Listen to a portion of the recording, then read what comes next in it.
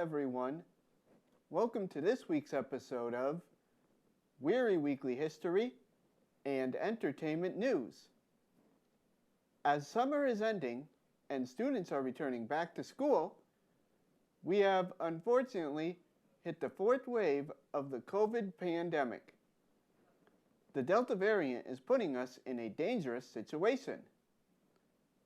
This week, I'll be discussing the new rules and regulations and where you can get the COVID-19 vaccine. Plus, I'll be giving updates on a heroic new exhibit at the Liechtenstein Arts Center in Pittsfield and the successes of local baseball teams, as well as several new grants given to arts and entertainment businesses and MCLA. First, it's time for this week's trivia question, which will be answered at the MCLA portion of our show. This week's question is, who is MCLA's Venable Hall named after? Now, for this week's local entertainment headlines. First, an update on COVID-19 and the state of Massachusetts.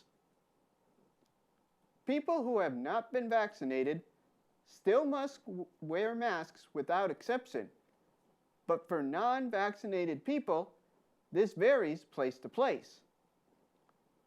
For instance, all Walmart stores, including those in Pittsfield and North Adams, are requiring people to wear masks, whether you have had the vaccine or not. Additionally, the city of North Adams has made the decision to require face masks, regardless of vaccination status. The Center for Disease Control, or CDC, is requiring masks for people in counties or states with high or substantial community spread of the COVID vaccine. However, the following places in Massachusetts are still requiring masks: public and private transportation, healthcare facilities, congregate care facilities, emergency shelter programs, and home healthcare works. Businesses may also be requiring masks under their own direction. If you are unsure whether you should wear a mask or not, make sure to call ahead. The best way to avoid getting the Delta variant is to get vaccinated. Currently, everybody 11 and older can now get the vaccine, which is super important as the school year starts. For information on how to get the vaccine, visit getvaccinated.berkshires.org. Additionally, the Berkshire Vaccine Collaborative is offering shots at several locations. The Pittsfield COVID-19 Testing Center at 505 East Street, the North Adams COVID-19 Testing Center at 98 Church Street, and Fairview Hospital at 29 Lewis Ave in Great Barrington. Hours on these places vary, so visit the previously mentioned Get Vaccinated website for more information. Artist Lawrence Klein, the founder of the Museum of Comic and Cartoon Art in New York City, as well as a Berkshire Art Association board member, will be curating the new exhibition, Everyone is a Hero, a comic and cartoon art tribute to our local heroes at the Liechtenstein Center for the Arts.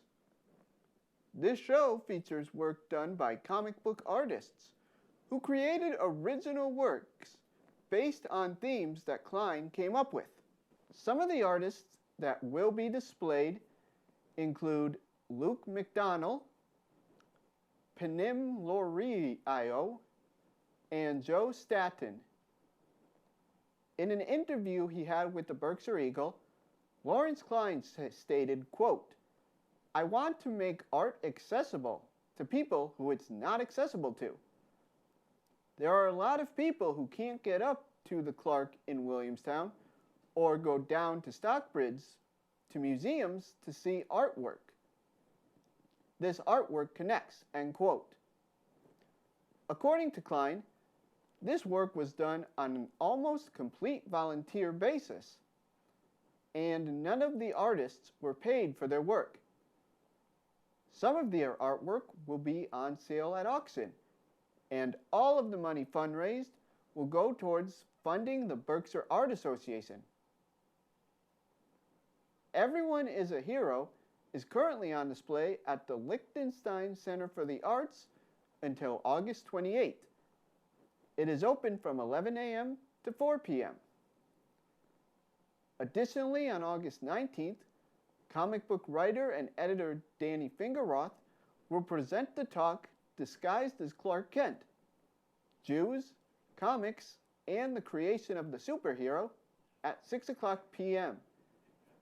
Liechtenstein Center is located at 28 Renee Ave in Pittsfield, and all tickets are free. Visit facebook.com/Liechtenstein Center for the Arts for more information. Everyone is a Hero is sponsored by Berkshire Gas, IDW Publishing, Mass Cultural Center, Pittsfield Cultural Center, Acme Archives, Bags Unlimited, Twisted Cedar Wines, and Chioscaro Studios. The COVID-19 pandemic has had a tremendous negative impact on arts and entertainment businesses, and many of them have received grants, both locally and nationally, to help alleviate these impacts. Recently, 17 businesses in Berkshire County received a combined $9 million in U.S. Small Business Administration funding.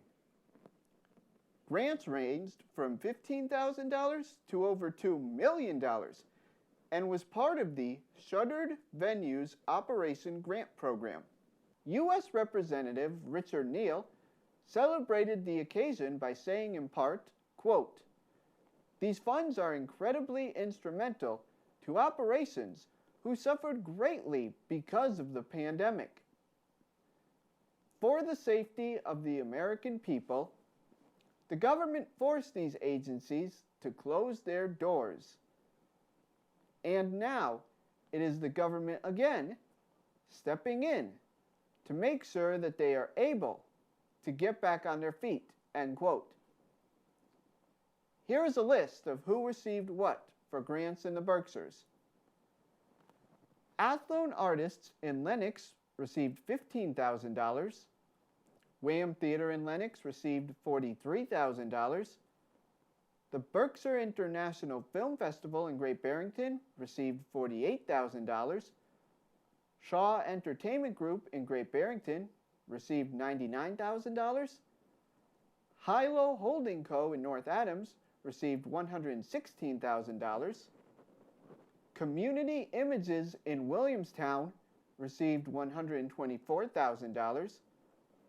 Stationary Factory Events in Dalton received $132,000. Edith Wharton Restoration in Lenox received $184,000. The Egremont South Village in South Egremont received $257,000. Mahawi Performing Arts Center in Great Barrington received $296,000. Triplex Management Corp. in South Egremont received $396,000. Berkshire Choral International in Great Barrington received $525,000. Barrington Stage Company received $608,000. Berkshire Theater Group received $923,000.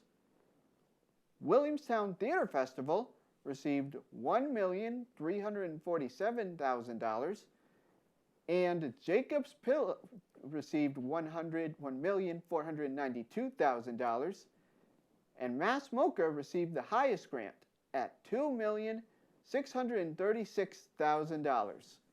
On last week's episode, I discussed how the Pittsfield American 12s were close to playing in the National Little League Tournament.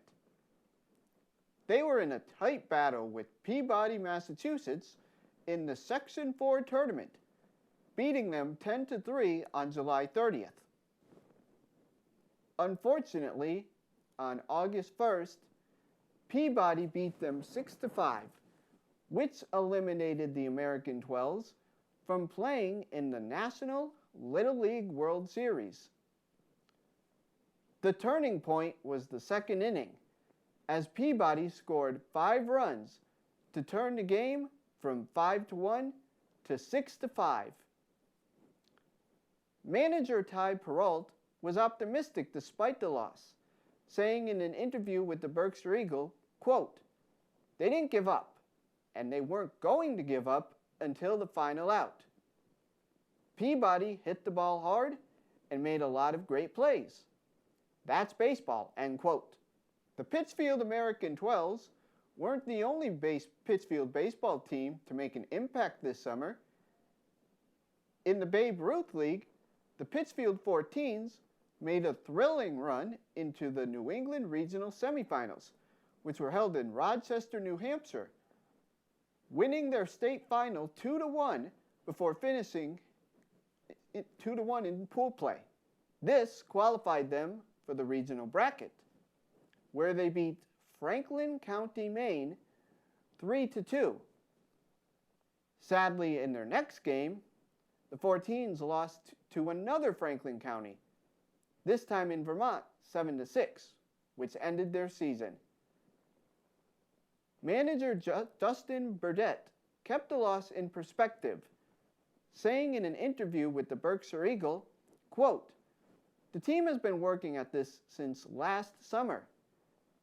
These guys were the kings of battling, each and every one of them. The coaches and myself are so proud of these guys. It was a great summer of baseball," end quote. Pittsfield's summer season concluded with the Pittsfield American 10s being victorious in their state championship. They finished an undefeated 9-0, beating all teams to win the Massachusetts tournament. They beat cities such as Longmeadow, Holden, Swansea, and Andover. Their championship earned them a city parade on Tuesday, July 27th, after the championship game against Andover.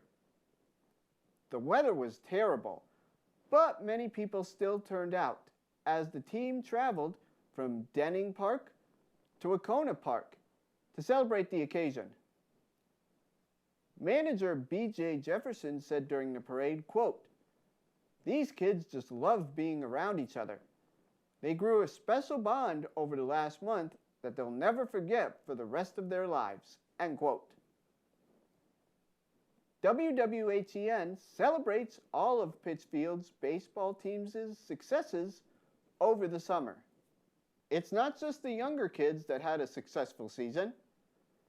The North Adams Steeplecats made the New England Collegiate Baseball League playoffs for the first time in 5 years. On August 3rd, the Steeplecats won a one-game knockout round, beating the Sanford, Maine Mariners 5-2. On that win, North Adams manager Mike Daly said, quote, "This is redemption from 2019, end quote, when they were eliminated in the first round of the playoffs, despite having the second best record in the league." The next day, the Steeplecats lost to the Upper Valley, Hartford, New Hampshire, Hawks 10-1. And on August 5th, they lost to them again 7-3, which ended their season. On the loss, North Adams catcher Jeremy Leah said to the Berkshire Eagle, quote, "Not the ending we had hoped for. Looking back, you could look to all the good moments we had with each other, with the fans, and with the coaches," end quote. Steeplecats end 2021 with a record of 22 wins and 17 losses. And stay tuned to next week's WWHEN episode to see how Berkshire County's other summer league team, the Pittsfield Suns, are doing. Massachusetts College of Liberal Arts or MCLA, will be receiving nearly $2 million in federal funds that will be given to students who have been impacted by the COVID pandemic. This is part of the Higher Education Emergency Relief Fund listed in the American Rescue Plan. According to the Berkshire Eagle, students with the highest need will receive most of the money, but all enrolled students will get either a check, the option to use the funds to pay off student debt, or pay for future semesters of college. The first payments will go towards undergraduate and graduate students who are enrolled in summer classes and the fall semester. The next round will be given to students enrolled for the spring of 2022. This new funding will not apply for any student who graduated during the pandemic years of 2020 and 2021.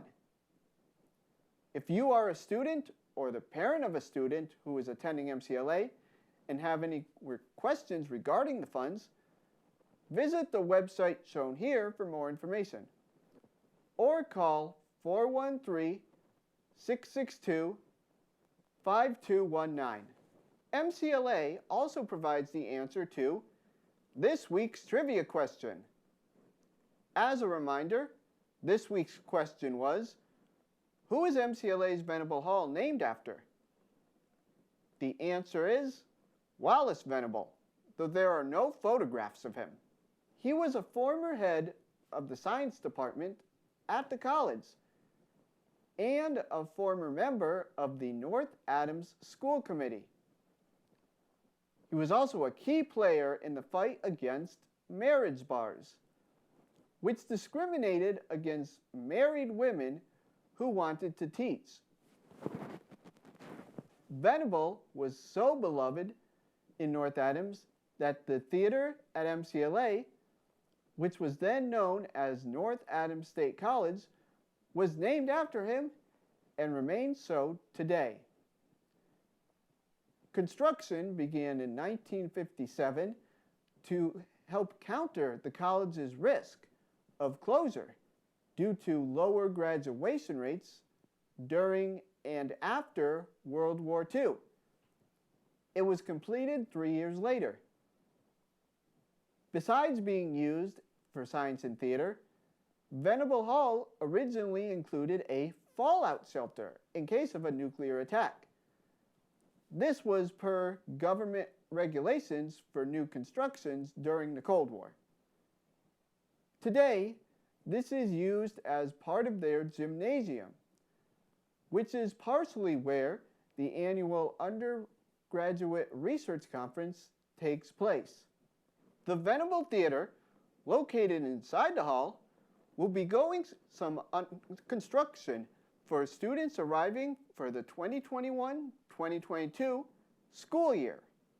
According to Jeremy Winchester, MCLA theater professor and the chair of MCLA's Department of Fine and Performing Arts, in an interview he had with iBerkshires.com, quote, "The changes to the theater will provide students with the opportunity to work with the most up-to-date lighting technology in the field. The new seating and lobby are also now accessible to people with levels of mobility needs, ensuring that all students and community members who would like to come to the theater can do so in comfort and inclusion," end quote. Funds were provided by the Jane and Jack Fitzpatrick Trust, totaling $100,000. Renovations needed to be completed, in part because the theater was not in compliance with the Americans with Disabilities Act, or ADA. In order to be respectful of the ADA, an interior platform was established, and rails, doors, and a lobby counter was added.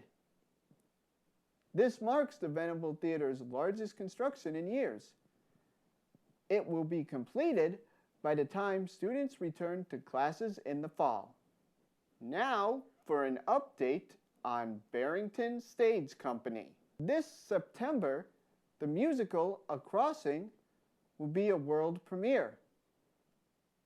Pulsing with energy and emotional intensity, this story about a group of migrants crossing the southern border is raw, visceral, and electrifying, demonstrating the personal impact of crossing an invisible line. The group faces many dangers, including the coyote, a human smuggler. This new dance musical ingeniously combines compelling lyrics, athletic choreography, and elements of Mexican folk music to tell a remarkable tale of courage, fear, and struggle. This show was done in conjunction with the Capuli Mexican Dance Company and was commissioned through the Sidel Blatt New Works program. A Crossing will be held at the Boyd Quinson Mainstage on 30 Union Street in Pittsfield. It is running through September 23rd through October 17th. Tickets are available at barringtonstageco.org or by visiting the 30 Union Street location. You can purchase tickets online 24/7, and the 30 Union Street location is open from 9 a.m. to 4 p.m. That ends this week's episode of Wehry Weekly History and Entertainment News.